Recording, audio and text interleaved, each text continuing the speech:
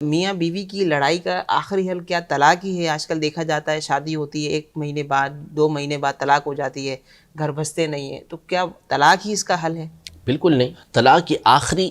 Step ہوتا ہے کہ جہاں جا کے پھر گھر کو توڑا جاتا ہے۔ حتی الامکان شریعت مطالعہ اسی بات کا حکم دیتی ہے کہ آپس میں صلح کی جائے۔ نکاح یہ صرف خواہشات کو پورا کرنے کا ذریعہ نہیں ہوتا، نکاح ایک مبارک عمل ہے اور اس کے ذریعے سے 2 خاندان آپس میں جڑ رہے ہوتے ہیں۔ یہ نسل کو بڑھانے کا ایک ذریعہ ہے اور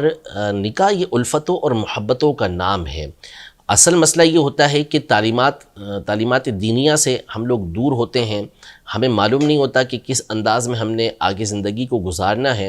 اور برائیوں کے ساتھ، اللہ کی نافرمانیوں کے ساتھ عمومی طور پر ہمارے یہاں عام طور پر شادی کا آغاز کیا جا رہا ہوتا ہے، جس کی وجہ سے پھر یہ نحوستیں آتی ہیں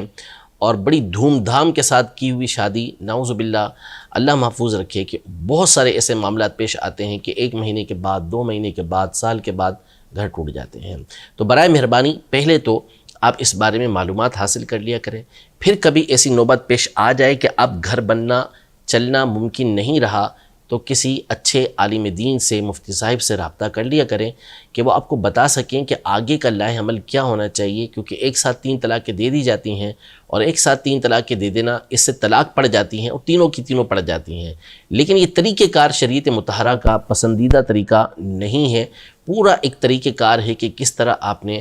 اگر بالفرض نوبت ایسی آ گئی ہے تو کیا کرنا ہے۔ تو اس کے لیے بہتر طریقہ یہی ہے کہ اپنے طور پہ کبھی بھی یہ قدم نہ اٹھائیں، بلکہ کسی معتمد عالم دین سے، سنی مفتی صاحب سے رابطہ کر لیں۔